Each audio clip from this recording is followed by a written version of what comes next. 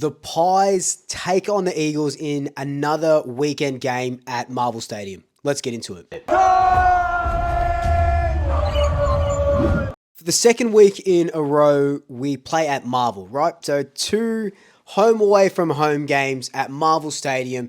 And this is one of those games where, the Pies are absolutely flying. 6 wins in a row. The Eagles have just come off their bye. And we need to beat them by at least 65 points, right? If we win this game, we go on top of the ladder by 10 points, right? We're 10 points clear on top of the ladder, which is 2.5 games. That is really, really big. That's a huge advantage. And I know, as well as you know, if you're Collingwood supporters that sort of feel the way that I feel, and I think you will, this game can go one of two ways, and people are going to hate that I'm saying this, right? But I don't know what it is. I don't know what the psychology is behind it, and I would love to do some research into it. But I can never go into a game thinking that we're going to win them. And I know I said it last week against St Kilda, and it came back to bite me on the ass, but the closer I got to the game, the more I was like, I just don't think we're going to beat them by as much as I think we will. But this West Coast game, I think this is the time where we absolutely do stamp our foot on the authority of the AFL. Going into this game, we're flying, right? Like I said, 6 wins in a row, and the Eagles are absolutely just decimated, right? They're absolutely decimated. And I know they gave Carlton a run for their money a couple of weeks ago, and Brisbane and all these teams, and they've done as well as they could with the hand that they've been dealt. But when you sort of look at it, no Oscar Allen, no Jake Waterman in their forline, so they've got no super tall players. McGovern. Now, let me just talk a little bit about McGovern for a second. Wishing him all the best in his future. You don't want any player to go through that, and we've seen 2 of our players go through it, and a handful of other players in the AFL as well. So Jeremy McGovern is probably one of the best defenders that I've seen in my time following the football, and hated playing against him, loved watching what he did. Pretty much he played for Collingwood, because whenever we were playing the Eagles, we'd always kick it to him like he was a part of our team. So I consider him a Collingwood player at this point. But seriously though, wishing him all the best. Jeremy McGovern not playing though does open up a lot of possibilities for us, because Eagles are a very, very young side. They don't have that cool, calm and collected big defender, head down back. Our forwards could run riot, and that's why we've got a Charlie West debut that we'll talk a little bit about a bit later.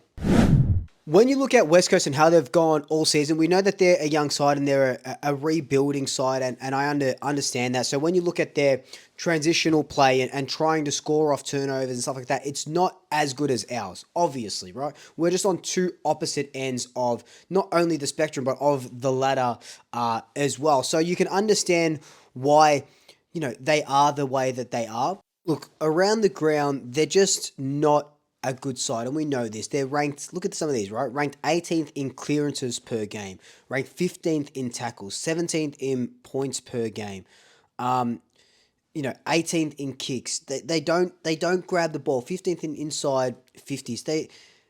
It's just hard to do a preview when a team is playing as poorly as the Eagles are. But in saying that, we saw them really recently absolutely roll St Kilda, right? In that game, maybe you can say that the Saints were off a little bit, but the Eagles were up to their game. And we know, historically, that teams will come out and play their grand final against us, right? That's no doubt. We saw it a few years ago in 2022, where the Eagles were maybe not as bad as they are now, but they were pretty bad. They came out and they beat us in a game where we definitely should have won. They came out and beat us by a few goals, and it was just one of those games. Do I think that's going to happen this week? No, I definitely don't think that's going to happen this week. But it is going to be interesting to see what sort of Eagles side that we get, because you want to, if you want to be the best, you got to beat the best, and they're going to throw everything they can at us. But I think that everything that they can is not a lot. They don't really have anything in their tank at the moment to throw at us, but they will give it as much as they can. In saying all that though, they do have some exciting players that I just can't wait to watch. Harley Reid going up against Nick Dacos as well is going to be really interesting. I'd wonder if they even put Harley Reid as a run with player, not a hard tag on Dacos, because I don't think West Coast do have a sort of hard tagger, but maybe just a run with that. They did that last season, so it was nice to see that battle. Liam Baker, the former Richmond Premiership player, he goes to West Coast and he's kind of probably leading their best and fairest at the moment. I thought he's had a really good season. And Tom McCarthy, their mid-season #1 draft pick, played really well on his debut. And, I'm excited to see where his sort of career goes to as well. So, look, very exciting time to be a West Coast Eagles supporter if you don't mind the losses. But I just think that there's going to be nothing that they can throw at us that we can't repeal. Now, looking at Collingwood's sort of side of things, right?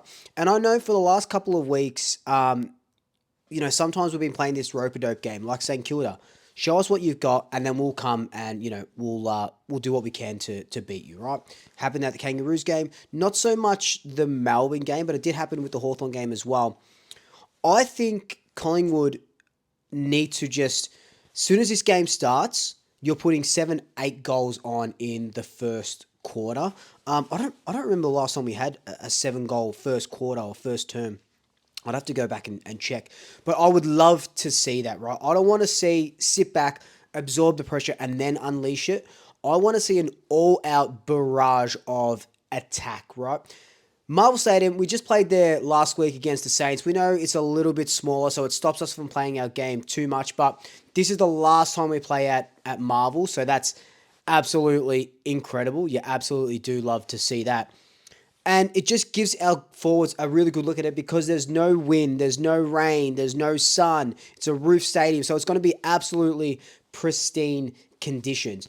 If training's anything to go by, and that's Monday's training and Tuesday's training, the boys are absolutely pumped and ready to go. They look excited. They're coming off that good win against the Saints. Yes, we've had a couple of outs with Bo McCreary and Billy Frampton. Now he's out for 5 to 6 weeks. Bo's out for 3 weeks. It's TJ, even though he wouldn't have played, but TJ's out as well. So they're starting to pile up a little bit, but we do get a couple of guys back, within the next few weeks as well. I think Billy Frampton is the biggest one, and I did a video about who sort of replaces him. Thankfully, we don't need him too much in the next couple of weeks. The Gold Coast game might be a little bit testy, but what this means is kind of like last year, we get the chance to see a couple of guys debut and a couple of guys come into the side to change things up a little bit. So my ins and outs for this week. So based on last week's team, Billy Frampton goes out. Bo McCreary goes out, right? Braden Maynard still needs to get through a Thursday training session. If you watched my training from Tuesday, you saw that he was with the rehab group towards the end of the session. We'll wait until Thursday to see if he absolutely can push through. We know that Charlie West is debuting, which is absolutely incredible. So I'd love, Charlie West to come in. But again, can you play West, Mycheck, McStay, Membry, and Darcy Cameron in the same team? I don't think you can, and I don't want any of those guys to go and play in the back line. If Maynard comes in, that's a straight swap for Billy Frampton, so I don't mind that too much. I still think, I would love to see Tom Mitchell come in. Give him a go now, and just tell me if Ned Long and Tom Mitchell can play in the same team. You don't want to throw the baby out with the bathwater and say, here's 5 changes. We're going to rest people already. The bye was just a couple weeks ago.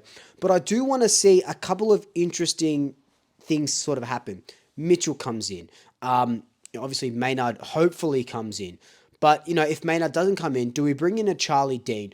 Or, when Westy debuts, is it time to, maybe you have to rest a Darcy Cameron, let's just say, and bring in Oscar Steen and see how these guys go. These are the games where you sort of want to get some of these younger players into the AFL system and see what they can do. But again, not take West Coast too lightly.